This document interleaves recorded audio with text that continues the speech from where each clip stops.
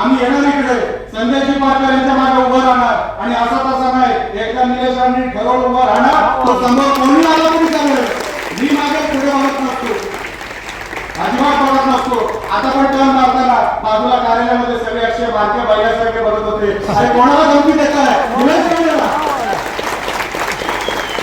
मी नाटकात जोपर्यंत चालत होती तोपर्यंत चालत होती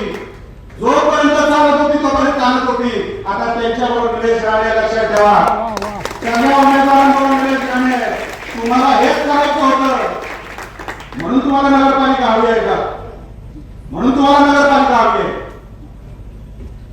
धमकीच्या वातावरणामध्ये नगरपालिकेचा कारभार कधी होत नसतो